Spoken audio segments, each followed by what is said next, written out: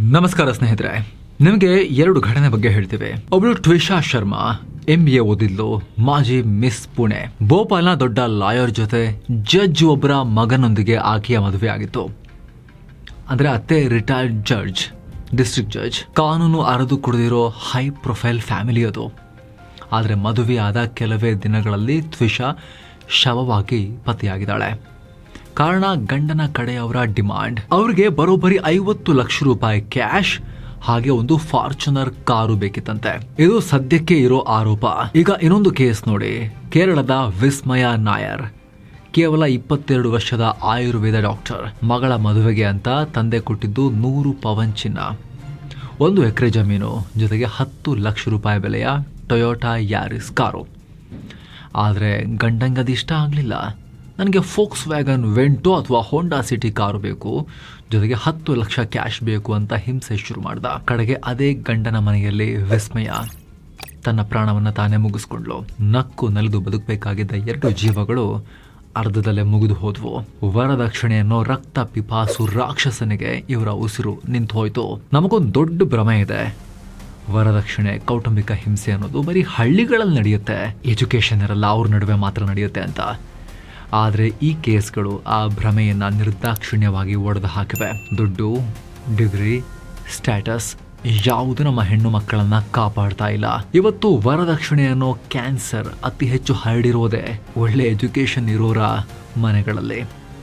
ಲಕ್ಷ ಲಕ್ಷ ಸಂಬಳ ತಗೊಳ್ಳೋ IT BT ಉದ್ಯೋಗಿಗಳು, ಸಾಫ್ಟ್ವೇರ್ ಎಂಜಿನಿಯರ್ಗಳ ನಡುವೆನೂ ಇದೆ. ಅತಿ ಹೆಚ್ಚು ಓದಿದವರೇ ಇವತ್ತು ಅತಿ ಹೆಚ್ಚು ಡಿಮಾಂಡ್ ಮಾಡ್ತಿದ್ದಾರೆ, ವ್ಯಾಪಾರ ಮಾಡ್ತಿದ್ದಾರೆ. ಮದುವೆನಲ್ಲಿ ವ್ಯಾಪಾರ, ಮರ್ಯಾದೆ ಬಿಟ್ಟು. ಕೇಂದ್ರ ಸರ್ಕಾರದ NCRB ಡೇಟಾ ನೋಡಿ. ಭಾರತದಲ್ಲಿ ಪ್ರತಿ 1.5 ಗಂಟೆಗೆ ಒಬ್ಳು ಹೆಣ್ಮಗಳು ವರದಕ್ಷಿಣೆಯ ದಾಹಕ್ಕೆ ಬಲಿಯಾಗ್ತಿದ್ದಾಳೆ. ದಿನಕ್ಕೆ ಸರಾಸರಿ 17ರಿಂದ 20 ಹೆಣ್ಣು ಮಕ್ಕಳ ಉಸಿರು ಹೋಗ್ತಾ ಇದೆ. ಕೇವಲ 1 ವರ್ಷದಲ್ಲಿ ಬರೋಬ್ಬರಿ 6,000ಕ್ಕೂ ಅಧಿಕ ವರದಕ್ಷಿಣೆ ಸಾವುಗಳು ರಿಜಿಸ್ಟರ್ ಆಗ್ತಿರೋ ಕೇಸಸ್. ಇದು ಬರೀ ಸಾವಿನ ಲೆಕ್ಕ. ಇನ್ನು ವರದಕ್ಷಿಣೆ ಕಿರುಕುಳ, ಕೌಟುಂಬಿಕ ಹಿಂಸೆ, ಕಾಟ ದಾಖಲಾಗ್ತಿರೋ ಕೇಸ್ಗಳೆಷ್ಟು ಗೊತ್ತಾ? ವರ್ಷಕ್ಕೆ ಬರೋಬ್ಬರಿ 1,30,000ಕ್ಕೂ ಅಧಿಕ. ಇಷ್ಟೆಲ್ಲ ಆದರೂ ಅಪರಾಧಿಗಳಿಗೆ ಶಿಕ್ಷೆ ಹಾಗೂ ಕನ್ವಿಕ್ಷನ್ ರೇಟ್ ಎಷ್ಟು ಗೊತ್ತಾ? ಜಸ್ಟ್ 12ರಿಂದ 15% ಮಾತ್ರ. 100ರಲ್ಲಿ 85ರಷ್ಟು ಕೇಸಸ್ ಅಲ್ಲಿ ಯಾವುದೇ ಶಿಕ್ಷೆ ಆಗಲ್ಲ. ಅಫ್ಕೋರ್ಸ್ ಕೆಲ ಫೇಕ್ ಕೇಸಸ್ ಕೂಡ ಇರ್ತವೆ, ಆದರೆ ಹೆಚ್ಚಿನ ಕೇಸ್ಗಳು ಸಾಕ್ಷಿ ಇಲ್ಲದೆ ಖುಲಾಸೆ ಆಗ್ತವೆ.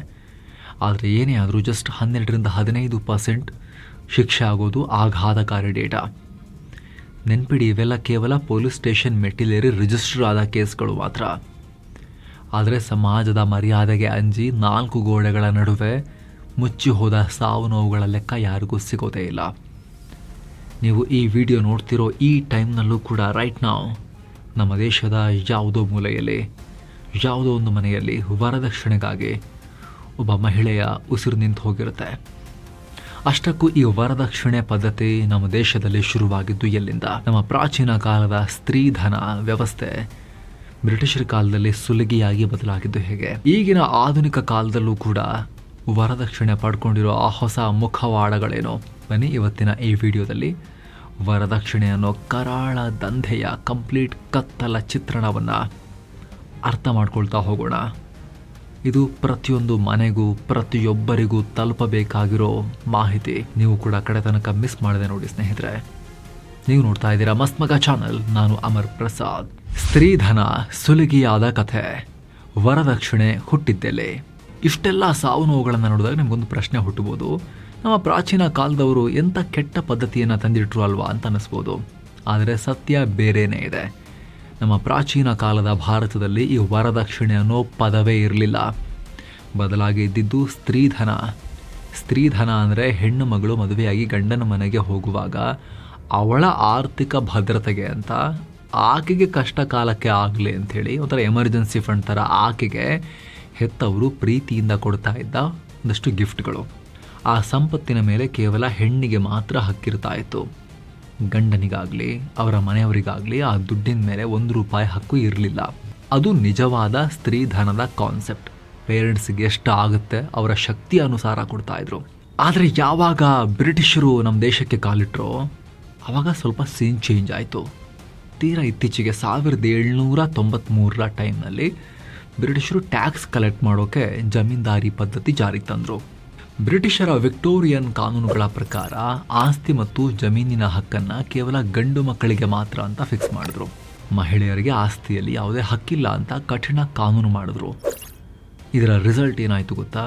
ಅಲ್ಲಿವರೆಗೂ ಆರ್ಥಿಕವಾಗಿ ಭದ್ರವಾಗಿದ್ದ ಹೆಣ್ಣು ಮಕ್ಕಳು ಆಸ್ತಿ ಹಕ್ಕನ್ನು ಕಳ್ಕೊಂಡು ಆರ್ಥಿಕವಾಗಿ ಝೀರೋ ಆದರು. ತಮ್ಮ ಬದುಕಿಗಾಗಿ ಸಂಪೂರ್ಣವಾಗಿ ಗಂಡನನ್ನು ಡಿಪೆಂಡ್ ಆಗಬೇಕಾದ ಪರಿಸ್ಥಿತಿ ಹೆಣ್ಮಕ್ಳಿಗೆ ಬಂತು. ಯಾವಾಗ ಹೆಣ್ಣಿಗೆ ಆಸ್ತಿಯಲ್ಲಿ ಪಾಲು ಇಲ್ಲ ಅಂತಾಯಿತೋ ಗಂಡಸರು ಅಂಥ ಹೆಣ್ಣನ್ನು ಮದುವೆ ಆಗೋಕೆ ಹಿಂದೇಟು ಹಾಕಿದ್ರು. ಆಗ ಹೆತ್ತವರು ತಮ್ಮ ಮಗಳನ್ನು ಹೇಗಾದರೂ ಮಾಡಿ ಸೆಟಲ್ ಮಾಡಬೇಕು ಅಂತ ಗಂಡಿನ ಫ್ಯಾಮಿಲಿಗೆ ಹಣದ ಆಮಿಷ ಒಡ್ಡೋಕೆ ಶುರು ಮಾಡಿದ್ರು. ನಮ್ಮ ಮಗಳ ಹತ್ರ ಆಸ್ತಿ ಇಲ್ಲ, ಇಷ್ಟು ದುಡ್ಡು ಕೊಡ್ತೀವಿ, ದಯವಿಟ್ಟು ಮದುವೆಯಾಗಿ ಅಂತ ಬೇಡಿಕೊಳ್ಳೋ ಸ್ಥಿತಿ ಬಂತು. ಹೀಗೆ ಪ್ರೀತಿಯಿಂದ ಕೊಡ್ತಾ ಇದ್ದ ಸ್ತ್ರೀಧನ ಬಲವಂತದ ವರದಕ್ಷಿಣೆಯಾಗಿ ಬದಲಾಯಿತು.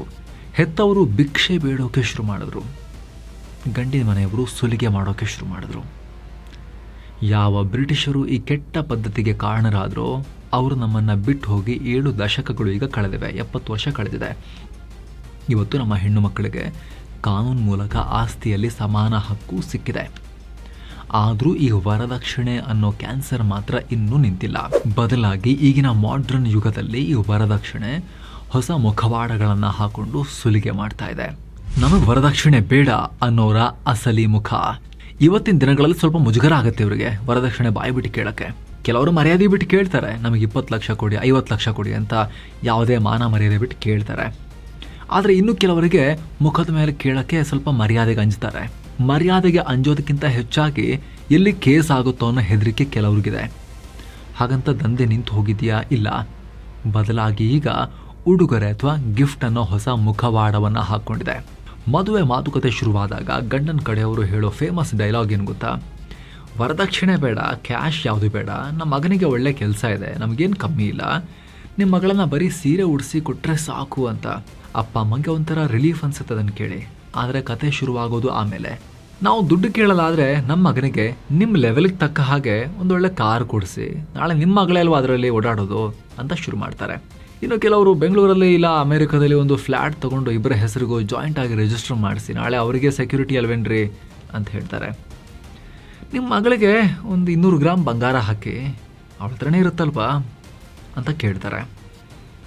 ಮದುವೆ ಖರ್ಚು, ಮದುವೆ ಸಿಂಪಲ್ ಆಗೆಲ್ಲ ಬೇಡ, ನಮ್ಮ ಸ್ಟೇಟಸ್ಸಿಗೆ ಕಮ್ಮಿ ಅನಿಸುತ್ತೆ, ಅದ್ದೂರಿ ಆಗಿರಲಿ, ಡೆಸ್ಟಿನೇಷನ್ ವೆಡ್ಡಿಂಗ್ ಮಾಡೋಣ, ಆ ಖರ್ಚು ನೋಡ್ಕೊಳ್ಳಿ ಸಾಕು ನೀವು ಅಂತ ದುಬಾರಿ ಬಿಲ್ಲನ್ನು ತಲೆ ಮೇಲೆ ಹಾಕ್ತಾರೆ.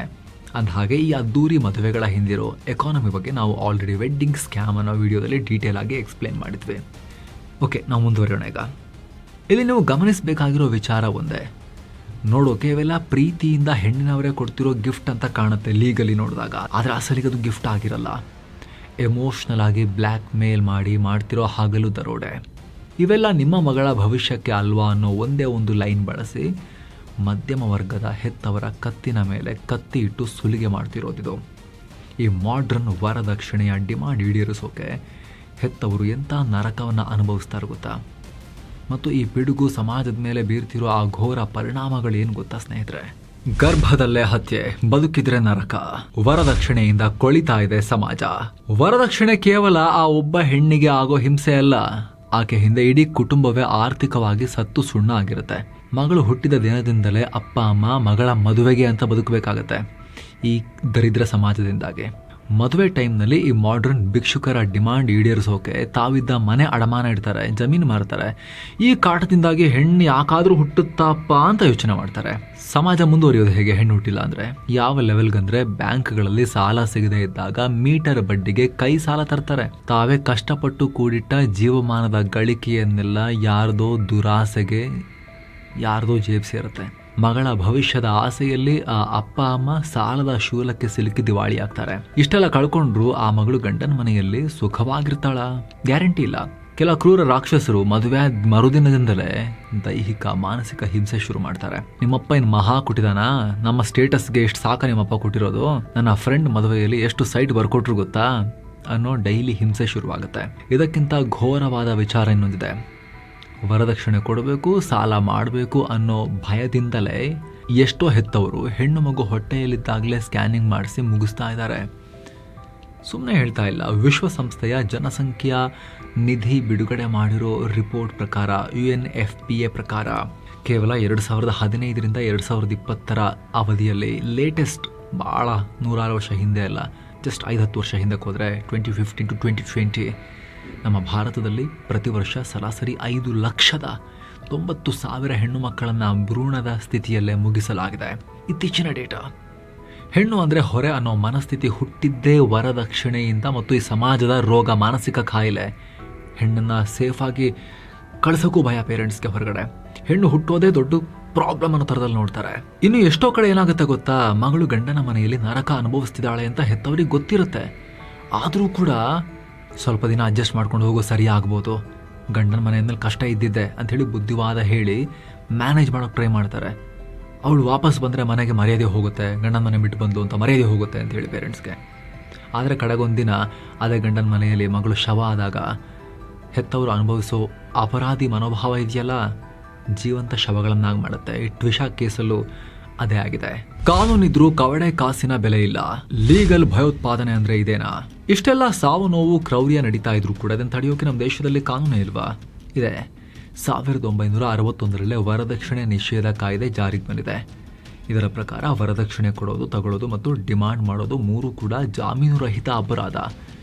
ಮಿನಿಮಮ್ 5 ವರ್ಷ ಜೈಲು ಶಿಕ್ಷೆ ಗ್ಯಾರಂಟಿ, ಅಷ್ಟು ಟಫ್ ಇದೆ. ಏನೋ ಹೆಣ್ಣು ಮಕ್ಕಳಿಗೆ ಗಂಡನ ಮನೆಯಲ್ಲಿ ಹಿಂಸೆ ಆದರೆ ರಕ್ಷಣೆ ಕೊಡೋಕೆ ಅಂತಲೇ ಕಠಿಣವಾದ IPC ಸೆಕ್ಷನ್ 498A, ಈಗಿನ ಹೊಸ ಕಾನೂನಲ್ಲಿ BNS ಸೆಕ್ಷನ್ 85 ಕೂಡ ಇದೆ. ಆದರೆ ವಾಸ್ತವ ಏನು ಗೊತ್ತಾ, ಇದೇ ಕಠಿಣ ಕಾನೂನುಗಳು ಇವತ್ತು ಕವಡೆ ಕಾಸಿನ ಬೆಲೆಯನ್ನು ಕೂಡ ಕಳ್ಕೊಂಡಿವೆ. ಹೋಮ್ ಮಿನಿಸ್ಟ್ರಿಯ NCRB ಡೇಟಾ ಪ್ರಕಾರ ವರದಕ್ಷಿಣೆ ಮತ್ತು ಕೌಟುಂಬಿಕ ಹಿಂಸೆ ಕೇಸ್ಗಳಲ್ಲಿ ಅಪರಾಧಿಗಳಿಗೆ ಶಿಕ್ಷೆ ಆಗೋ ಕನ್ವಿಕ್ಷನ್ ರೇಟ್ ಆಗಲೇ ಹೇಳಿದ್ವಿ 14ರಿಂದ 15% ಮಾತ್ರ. ಅಂದರೆ 100ರಲ್ಲಿ ಬರೋಬ್ಬರಿ 85% ಜನ ಯಾವುದೇ ಶಿಕ್ಷೆ ಇಲ್ಲದೆ ಆರಾಮಾಗಿ ಕಾನೂನಿನ ಕುಣಿಕೆಯಿಂದ ತಪ್ಪಿಸ್ಕೊಳ್ತಿದ್ದಾರೆ. ಸಾಕ್ಷಿ ಇಲ್ಲದೆ ಕೇಸ್ ಬಿದ್ದು ಹೋಗೋದು ಅಥವಾ ಕೋರ್ಟ್ ಹೊರಗಡೆ ಹಣದ ಮೂಲಕ ಸೆಟಲ್ಮೆಂಟ್ ಆಗ್ಬಿಡೋದು. ಆದರೆ ನಾಣ್ಯಕ್ಕೆ ಇನ್ನೊಂದು ಕರಾಳ ಮುಖ ಕೂಡ ಇದೆ, ಅಂದರೆ ಕಾನೂನುಗಳ ದುರ್ಬಳಕೆ ಕೂಡ ಆಗ್ತಾ ಇದೆ. ಇದು ಕೂಡ ಬಹಳ ಸೂಕ್ಷ್ಮ ವಿಚಾರ. ನಮ್ಮ ದೇಶದಲ್ಲಿ ವರದಕ್ಷಿಣೆ ಸಾವುಗಳು ಎಷ್ಟು ಸತ್ಯನೋ ಇದೆ. ವರದಕ್ಷಿಣೆ ಕಾನೂನು ಅಸ್ತ್ರವಾಗಿಟ್ಕೊಂಡು ಗಂಡನ ಕುಟುಂಬವನ್ನು ಬ್ಲ್ಯಾಕ್ ಮೇಲ್ ಮಾಡೋ ಸುಳ್ಳು ಕೇಸ್ಗಳು ಕೂಡ ಕೆಲವೊಂದಷ್ಟು ವಕ್ರಬುದ್ಧಿಯ ಮಹಿಳೆಯರ ಅಂಥದನ್ನು ಕೂಡ ಮಾಡ್ತಿದ್ದಾರೆ, ಇಲ್ಲ ಅಂತಿಲ್ಲ. ಸ್ವಲ್ಪ ಗಂಡ ಹೆಂಡತಿ ಜಗಳ ಆದರೆ ಸಾಕು ಅಥವಾ ಡಿವೋರ್ಸ್ಗೆ ಅಂತ ಹೋದರೆ ಸಾಕು, ಕೆಲ ಲೇಡೀಸ್ ನೇರವಾಗಿ ಇದೇ ವರದಕ್ಷಿಣೆ ಕಿರುಕುಳದ ಸುಳ್ಳು ಕೇಸನ್ನು ಕೂಡ ಹಾಕಿದ್ದಾರೆ. ಬರೀ ಗಂಡನ ಮೇಲೆ ಮಾತ್ರ ಅಲ್ಲ, 80 ವರ್ಷದ ವಯಸ್ಸಾದ ಅತ್ತೆ ಮಾವನ ಮೇಲೆ, ಮದುವೆಯಾಗಿ ಬೇರೆ ಕಡೆ ಎಲ್ಲೋ ದೂರದಲ್ಲಿರೋ ಗಂಡನ ತಂಗಿ ಮೇಲೂ ಕೂಡ ಕೇಸ್ ಜಡಿದಿದ್ದಾರೆ. ಇದನ್ನು ನಾವು ಹೇಳ್ತಿಲ್ಲ, ಖುದ್ದು ಸುಪ್ರೀಂ ಕೋರ್ಟ್ ಕೂಡ ಬಹಳ ಕಳವಳದಿಂದ ಹೇಳಿರೋ ಮಾತಿದು.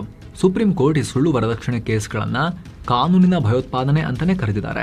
NCRB ಡೇಟಾ ಪ್ರಕಾರ ವಿವಾಹಿತ ಮಹಿಳೆಯರಿಗಿಂತ ಕೌಟುಂಬಿಕ ಸಮಸ್ಯೆಗಳಿಂದ ತಮ್ಮ ಜೀವನವನ್ನು ತಾವೇ ಮುಗಿಸ್ಕೊಳ್ತಿರೋ ವಿವಾಹಿತ ಪುರುಷರ ಸಂಖ್ಯೆ 2.5 ಪಟ್ಟು ಹೆಚ್ಚಿದೆ ಅಂತಲೂ ಡೇಟಾ ಇದೆ.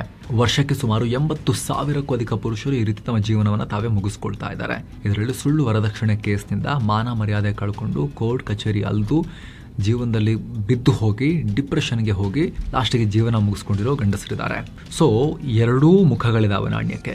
ಒಂದು ಕಡೆ ವರದಕ್ಷಿಣೆ ಅನ್ನೋ ನೈಜ ಪಿಡುಗಿಗೆ ಮುಗ್ಧ ಹೆಣ್ಣು ಮಕ್ಕಳ ಬಲಿಯಾದರೆ, ಇನ್ನೊಂದು ಕಡೆ ಅದೇ ಕಾಯ್ದೆಯ ದುರ್ಬಳಕೆಯಿಂದ ಗಂಡಸರು ಕೂಡ ಅನ್ಯಾಯವಾಗಿ ಇಲ್ಲಿ ಪ್ರಾಣವನ್ನು ಕಳ್ಕೊಳ್ತಿರೋ ಇನ್ನೊಂದು ಆಯಾಮ ಕೂಡ ಇದೆ. ಬರೀ ಒನ್ ಸೈಡೆಡ್ ಆಗಿರಬಾರ್ದು ನಮ್ಮ ಥಾಟ್ಸ್ ಈ ವಿಚಾರದಲ್ಲಿ. ಹಾಗಿದ್ರೆ ಈ ಕೊಳೆತು ನಾರ್ತಿರೋ ವ್ಯವಸ್ಥೆಗೆ ಪರಿಹಾರವೇನೋ? ಬರೀ ಕಾನೂನಿನಿಂದ ಇದನ್ನ ತಡೆಯೋಕೆ ಸಾಧ್ಯನಾ? ಪರಿಹಾರ ಕಾನೂನಲ್ಲ, ಕ್ರಾಂತಿ. ಹೆಣ್ಣು ಮಕ್ಕಳ ಆರ್ಥಿಕ ಸ್ವಾತಂತ್ರ್ಯವೇ ಅಸಲಿ ಅಸ್ತ್ರ. ಮೊದಲನೇದಾಗಿ ಎಲ್ಲ ಅಪ್ಪ ಅಮ್ಮಂದರು ಕೂಡ ಏನು ಮಾಡಬೇಕು ಅಂದರೆ, ಮಗಳ ಮದುವೆಗೆ ಅಂಥೇಳಿ ಸರಿಯಾಗಿ ಎಜುಕೇಷನ್ನು ಕೊಡದೆ ಲಕ್ಷ ಲಕ್ಷ ದುಡ್ಡು, KG ಗಟ್ಟಲೆ ಚಿನ್ನ ಅಂಥೇಳಿ ಕೂಡಿಡ್ತಾ ಹೋಗ್ತಾರೆ. ಎಜುಕೇಷನ್ ಕರೆಕ್ಟಾಗಿ ಕೊಡೋದಿಲ್ಲ ಮಕ್ಕಳಿಗೆ. ಅದರ ಬದಲು ಮಕ್ಕಳಿಗೆ ಚೆನ್ನಾಗಿ ಎಜುಕೇಷನ್ ಕೊಡಿ. ಆಗ ಆ ಮಹಿಳೆ ಸನ್ನಿವೇಶ ಬಂತು ಅಂತ ಹೇಳಿದ್ರೆ ತಾನೇ ದುಡಿಯುವ ಶಕ್ತಿಯನ್ನು ಹೊಂದಿರಬೇಕು. ಆರ್ಥಿಕವಾಗಿ ಅದು ಆಕೆಗೆ ಸ್ವಾತಂತ್ರ್ಯ ಕೊಡುತ್ತೆ ಜೀವನದ ಉದ್ದಕ್ಕೂ ಕೂಡ. ಮದುವೆ ಅನ್ನೋದು ಜೀವನದ ಒಂದು ಅಧ್ಯಾಯ, ಆದರೆ ಅದೇ ಪೂರ್ತಿ ಜೀವನ ಅಲ್ಲ. ರಾಕ್ಷಸ ಗಂಡ ಸಿಕ್ಕಿ ವರದಕ್ಷಿಣೆ ಟಾರ್ಚರ್ ಕೊಡ್ತಾನ, ಕೂಡ್ಲೆ ಆ ನರಕದಿಂದ ಆಕೆಯನ್ನ ಹೊರತರೋಕೆ ಮುಲಾಜನ ಮಾಡಬಾರ್ದು, ಹಿಂದೆ ಮುಂದೆ ನೋಡಬಾರ್ದು. ಪೇರೆಂಟ್ಸ್ ಮರ್ಯಾದೆ ಅಂತೆಲ್ಲ ಯೋಚನೆ ಮಾಡೋಕೆ ಹೋಗಬಾರ್ದು. ಡಿವೋರ್ಸ್ ಅನ್ನೋದು ಕೆಟ್ಟ ಪದ ಅಲ್ಲ, ಅದನ್ನು ಮೊದಲು ಸಮಾಜ ಅರ್ಥ ಮಾಡ್ಕೋಬೇಕು. ಸತ್ತರೂ ಗಂಡನ ಮನೆಯಲ್ಲೇ ಸಾಯಬೇಕು ಅನ್ನೋ ಮೂರ್ಖತನದ ಡೈಲಾಗ್ ಹೊಡೆಯೋದನ್ನ ಫಸ್ಟ್ ಹೆತ್ತವರು ನಿಲ್ಲಿಸಬೇಕು. ಆಸ್ಪತ್ರೆ ಪೆಟ್ಟಿಗೆಯಲ್ಲಿ ಮೃತಪಟ್ಟ ಸ್ಥಿತಿಯಲ್ಲಿ ಬರೋ ಮಗಳಿಗಿಂತ ಡಿವೋರ್ಸ್ ತಗೊಂಡು ಜೀವಂತ ಬಂದು ಹೊಸ ಬದುಕನ್ನ ಕಾಣೋ ಮಗಳು 100 ಪಟ್ಟು ಬೆಟರ್ ಅಲ್ವಾ? ಕಷ್ಟ ಅಂತ ಬಂದ್ರೆ ತವರಿನ ಬಾಗಿಲು ಯಾವತ್ತೂ ತೆರೆದಿರುತ್ತೆ, ನೀ ಧೈರ್ಯವಾಗಿರೋ ಅನ್ನೋದನ್ನ ಪ್ರತಿಯೊಬ್ಬ ಹೆಣ್ಣು ಹೆತ್ತ ಪೇರೆಂಟ್ಸ್ ಮಕ್ಕಳಿಗೆ ಹೇಳಬೇಕು. ಹಾಗೆ ಇವತ್ತಿನ ಯುವಕರಿಗೊಂದು ಮಾತು, ನನಗೆ ನಿಮ್ಮಪ್ಪನ ದುಡ್ಡು ಬೇಡ, ಕಾರು ಬೇಡ, ಜೀವನದಲ್ಲಿ ಒಟ್ಟಿಗೆ ಹೆಜ್ಜೆ ಹಾಕೋಕೆ ಸಂಗಾತಿಯಾಗಿ ಬಾ ಸಾಕು ಅಂತ ಹೇಳೋ ಎದೆತಟ್ಟಿ ಯಾರು ಹೇಳ್ತಾರೋ ಅವರೇ ನಿಜವಾದ ಗಂಡಸು. ವರದಕ್ಷಿಣೆ ಹೆಸರಲ್ಲಿ ಹೆಣ್ಣಿನವರ ದುಡ್ಡಲ್ಲಿ ಸ್ಟೇಟಸ್ ತೋರಿಸ್ಕೊಳ್ಳೋರು ನಮ್ಮ ಪ್ರಕಾರ ಭಿಕ್ಷುಕರು. ಅಂತ ಭಿಕ್ಷುಕರಿಗೆ ಎಷ್ಟೇ ಸ್ಟೇಟಸ್ ಇದ್ರೂ ಕೂಡ ನಿಮ್ಮ ಹೆಣ್ಣು ಮಕ್ಕಳನ್ನ ಕೊಡ್ಲೇಬೇಡಿ. ಅವ್ರ ಮುಖದ ಮೇಲೆ ಇದನ್ನ ಹೇಳಿಬಿಟ್ಟು ಅವ್ರನ್ನ ಎದ್ದು ಕಳಿಸಿ.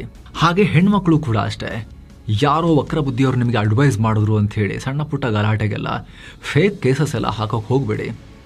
ಅದರಿಂದ ನಿಮಗೆ ತಾತ್ಕಾಲಿಕವಾಗಿ ಏನೋ ಗೆದ್ದೆ ಅಂತ ಅನಿಸ್ಬೋದು, ಫೇಕ್ ಕೇಸ್ ಹಾಕಿ. ಆದರೆ ಫೇಕ್ ವರದಕ್ಷಿಣೆ ಕೇಸ್, ಫೇಕ್ ಕೌಟುಂಬಿಕ ಹಿಂಸೆಗಳ ಕೇಸ್ನಿಂದ ಏನಾದರೂ ಕೂಡ ಆ ವ್ಯಕ್ತಿ, ಆ ಗಂಡ ಆಗಿರೋನು ತನ್ನ ಜೀವನವನ್ನು ತಾನೇ ಮುಗಿಸ್ಕೊಂಡ್ರೆ ಜೀವನ ಪರ್ಯಂತ ನೀವು ನೆಮ್ಮದಿಯಾಗಿ ನಿದ್ದೆ ಮಾಡೋಕ್ಕಾಗೋದಿಲ್ಲ. ಅದನ್ನು ಕೂಡ ಮೈಂಡಲ್ಲಿ ಇಟ್ಕೊಂಡಿರಬೇಕು. ಕಾನೂನಲ್ಲಿ ಏನೋ ಬಚಾವಾದರೂ ಆಗ್ಬೋದೇನೋ ಸುಳ್ಳು ಕೇಸ್ ಹಾಕಿ, ಸಾಕ್ಷ್ಯ ಸಿಕ್ಕಿಲ್ಲ ಅಂದರೆ. ಆದರೆ ಜೀವನ ಪೂರ್ತಿ ಹೇಗೆ ಬದುಕ್ತೀರಾ? ನಿಮ್ಮೊಂದಿಗೆ ಬಾಳಿದ್ದ ನಿಮ್ಮ ಪತಿಯ ಜೀವವನ್ನು ನೀವೇ ತೆಗೆದಿದ್ರೆ ಸುಳ್ಳು ಕೇಸ್ ಹಾಕಿ. ಥಿಂಕ್ ಮಾಡಿ. ಕಡೆದಾಗಿ ಇಷ್ಟೇ ಸ್ನೇಹಿತರೆ, ಎಲ್ರಿಗೂ ಹೇಳೋದು, ಮದುವೆ ಅನ್ನೋದು ಕೇವಲ ಎರಡು ಮನಸ್ಸುಗಳ ಇದು ಸಂಗಮ, ಇದು ಜೀವನ, ಇದು ಎರಡು ಬ್ಯಾಂಕ್ ಅಕೌಂಟ್ಗಳ ನಡುವಿನ ಟ್ರಾನ್ಸಾಕ್ಷನ್ ಅಲ್ಲ ಅದು. ಈ ವರದಿಯನ್ನ ಪ್ರತಿಯೊಬ್ಬ ಹೆತ್ತವರಿಗೂ, ಪ್ರತಿಯೊಬ್ಬ ಯುವಕ ಯುವತಿಗೂ ಇದನ್ನ ಶೇರ್ ಮಾಡಿ ಸ್ನೇಹಿತರೆ. ಹಾಗೆ ಕಡೆದಾಗಿ ನಿಮ್ಮಲ್ಲಿ ಒಂದು ಮನವಿ, ವಿಡಿಯೋ ಕೆಳಗಡೆ ಇರೋ ಜಾಯಿನ್ ಬಟನ್ ಮೂಲಕ ಆಸಕ್ತ ವೀಕ್ಷಕರು ಮಸ್ಮಗ ಚಾನಲ್ಗೆ ಸದಸ್ಯರಾಗಿ, ಮೆಂಬರ್ಸ್ ಆಗಿ ಜಾಯಿನ್ ಆಗ್ಬೋದು. ಆಗ ಎಲ್ಲ ಮೆಂಬರ್ಗಳಿಗೆ ಮಾತ್ರ ಸೀಮಿತವಾಗಿರೋ ವಿಡಿಯೋಸ್ ಮತ್ತು ಹಲವಾರು ವಿಡಿಯೋಗಳ ಅರ್ಲಿ ಆಕ್ಸೆಸ್, ಅಂದರೆ ಬೇರೆ ಎಲ್ಲರಿಗೂ ಸಿಗೋಕ್ಕಿಂತ ಮುಂಚೆ ಮೆಂಬರ್ಸ್ಗೆ ಫಸ್ಟ್ ಸಿಗುತ್ತೆ. ಅದೆಲ್ಲ ಬೆನಿಫಿಟ್ಸನ್ನು ಪಡೆಯೋದು. ಎಲ್ಲಕ್ಕಿಂತ ಹೆಚ್ಚಾಗಿ ನಮ್ಮ ತಂಡದ ನಿಷ್ಪಕ್ಷಪಾತ ಕೆಲಸಕ್ಕೆ ನೀವು ದೊಡ್ಡ ಸಪೋರ್ಟ್ ಕೊಟ್ಟ ಹಾಗೂ ಕೂಡ ಆಗುತ್ತೆ. ಆಸಕ್ತರು ವಿಡಿಯೋ ಕೆಳಗಿರೋ ಜಾಯಿನ್ ಬಟನ್ ಚೆಕ್ ಮಾಡಿ. ಮತ್ತೆ ಭೇಟಿ ಆಗ್ತಿರೋಣ ಸ್ನೇಹಿತರೆ. ನಮಸ್ಕಾರ.